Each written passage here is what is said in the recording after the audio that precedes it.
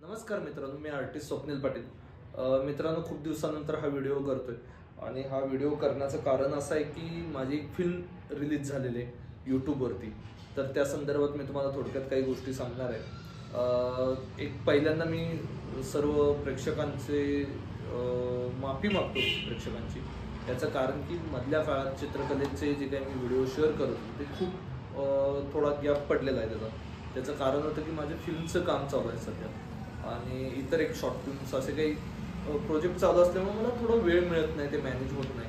आणि मी काही मध्यंतरी पेंटिंग केलीत, म्हणजे 100% पेंटिंग बंद आहे असं नाही, पेंटिंग सुरू आहे.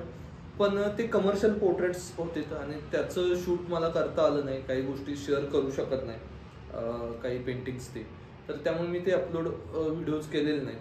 तर ॲक्च्युली मी शूट केलं, काही व्हिडिओज केलेत, पण एडिटला वेळ नसल्यामुळे ते व्हिडिओ शेअर आपल्यापर्यंत आलेले नाही. तर मी लवकरच ते व्हिडिओज, पेंटिंगचे, पोर्ट्रेटचे जे काही डेमो आहेत ते मी शेअर करेन. आणि थोडेसे मी आत्ता इथून पुढं तुमच्याशी ह्या चॅनलच्या माध्यमातून गप्पा मारेन. माझा दिनक्रम म्हणता येईल किंवा जनरली मला काही जसा वेळ मिळेल तसे मी तुमच्याशी चित्रकला क्षेत्राबद्दल किंवा सिनेमा क्षेत्राबद्दलच्या माझे अनुभव शेअर करत जाईल. तर आज खूप दिवसानंतर हा व्हिडिओ घेऊन आलेलो आहे. तर एकतर तुम्ही माझी चित्र बघताय आणि मधल्या काळात बरेच लोक मला भेटत असतात, तर कुठेही ओळखतात की हां, आर्टिस्ट स्वप्नील पाटील तुम्हीच काय, तुमचे व्हिडिओ पाहिलेत यूट्यूबवरती, तुमचे व्हिडिओ बघून आम्ही पेंटिंग शिकतोय किंवा आम्हाला छान वाटतं आणि तुम्ही छान पद्धतीने सांगताय.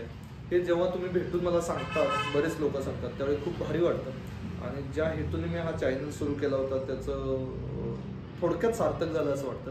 माझा हेतू असा नव्हता की खूप फॉलोअर्स किंवा खूप सबस्क्राईब पाहिजे आणि खूप प्रसिद्धी पाहिजे.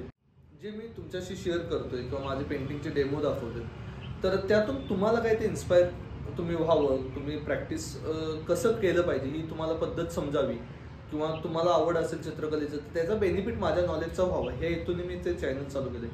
पण बरेच सबस्क्रायबर कमी, हे तुम्हालाही माहिती आहे. नवीन ह्या चॅनलवरती कोण भेट देत असाल, हा व्हिडिओ बघत असाल, तर नक्की तुम्हाला चित्रकलेची आवड असेल आणि जनरली तुम्हाला मराठीतून काही व्हिडिओज किंवा नॉलेज चित्रकलेचं हवं असेल तर नक्कीच या चॅनलला सबस्क्राईब करा. आणि तुम्हाला असेच व्हिडिओ येत राहतील इथून पुढं. थोडंसं गॅप न येतात पण आता ते कंटिन्यू सुरू होतील. दुसरी गोष्ट, मी हा व्हिडिओ करण्याचं कारण एकतर मी 1.5 ते 2 वर्षापूर्वी एक शॉर्ट फिल्म केली होती, 1.5 वर्षापूर्वीच, मधुबाला नावाची. आता तुम्ही मागं माझं ट्रॉफी बघताय, तर ती ट्रॉफी त्याच फिल्मची आहे. तर ही मधुबाला फिल्म 1 ते 1.5 वर्षापूर्वी शूट झाली आणि बरीच फेस्टिवल, 1 वर्षभरात 1.5 वर्षाच्या बऱ्याच फेस्टिवलना ती फिल्म देश विदेशात सिलेक्ट झाली, फेस्टिवलमध्ये पोचली. काही ठिकाणी तिचं ऑफिशियल सिलेक्शन झालं, अनेक ठिकाणी तिला अवॉर्ड मिळाले. त्या फिल्मला बेस्ट अभिनेत्री म्हणून जे मेन कॅरेक्टर केले अपर्णाच होते, माझी मैत्रीण, तर तिला काही अवॉर्ड मिळाले. तर असे वेगवेगळे अवॉर्ड्स मिळून काही ठिकाणी रिजेक्टही झाली. सगळीकडेच यश मिळतं कलेत असं नसतं कुठल्याही फील्डमध्ये.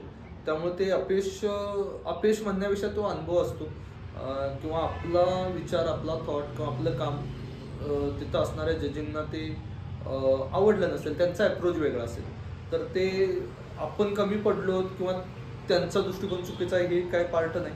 स्पर्धा असते, त्यामुळे ते अपयशी मी आनंदानं ते स्वीकारलं. अनेक ठिकाणी ते तसंही झालं आणि बऱ्याच ठिकाणी ती सिलेक्ट झाली. कौतुकाने लोकांनी हा थॉट मस्त मांडला आहे, विचार छान आहे, प्रेझेंटेशन छान आहे, असंही कौतुक केलं.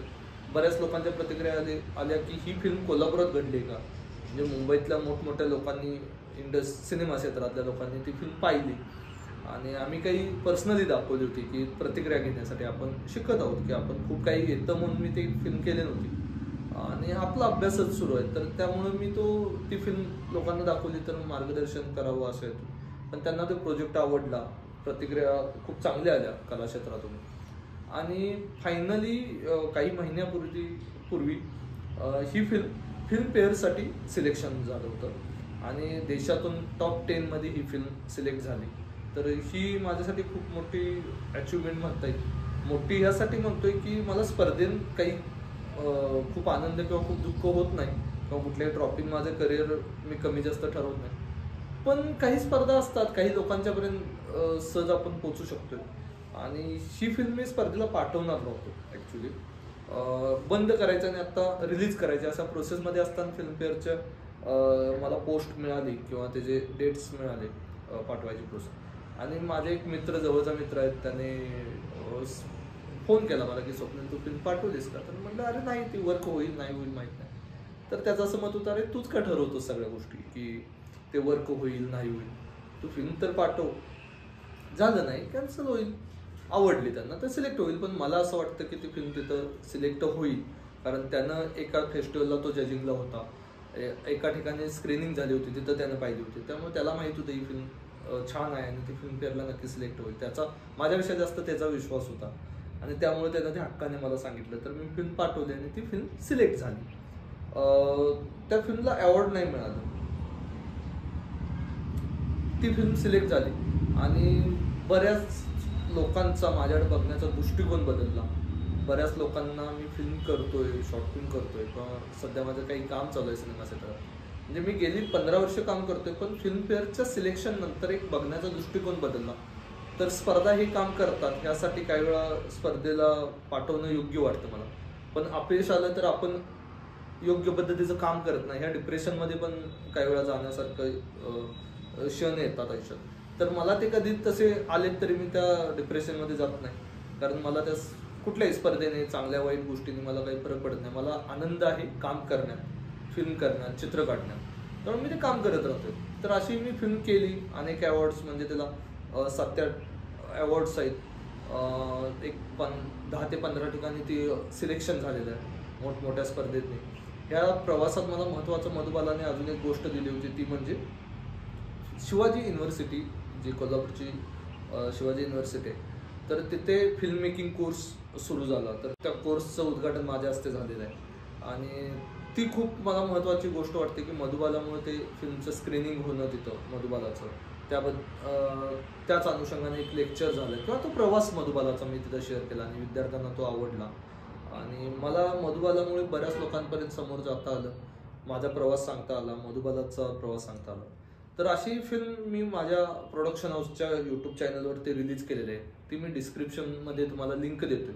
तर ही फिल्म पाहायची असेल तर नक्कीच ती फिल्म बघा, तुम्हाला आवडली तर प्रतिक्रिया द्या जरूर आणि त्याही चॅनलला सबस्क्राईब करा की माझं प्रोडक्शनमधनं जे काय काम होतं, निलशो स्टुडिओ ही माझी पेंटिंग आणि फिल्मचं पण प्रोडक्शन हाऊस म्हणता येईल किंवा माझं स्टुडिओचं जी फर्म आहे माझं, त्या फर्मचा तो चॅनल आहे. तर त्यावरती अनेक व्हिडिओज तुम्हाला तिथं पाहता येतील, काही शॉर्ट फिल्म्स पाहता येतील. तर मधुबाला नक्कीच बघा आणि आर्टिस्ट स्वप्नील पाटील या चॅनलवरती वरचेवर मी आता व्हिडिओ शेअर करत आहे, माझे अनुभव शेअर करत आहे. तर खूप दिवसानंतर आपण हा व्हिडिओ मी तुमच्यासमोर घेऊन आलो. मधल्या काही काळात व्हिडिओ करता आला नाही, त्याबद्दल सॉरी. आणि इथून पुढे प्रयत्न करेन की नक्कीच नवीन काही माझे अनुभव शेअर करण्याचे, काही चित्र शेअर करण्याचे, काही नवीन पेंटिंग करतोय त्याच्या पद्धतीबद्दल, त्याच्या अप्रोचबद्दल बोलण्याचं. तर नक्कीच भेटू पुढच्या व्हिडिओमध्ये आणि नक्की तुम्ही मधुबाला पहा, प्रतिक्रिया द्या, चॅनलला सबस्क्राईब करा, लाईक करा व्हिडिओला.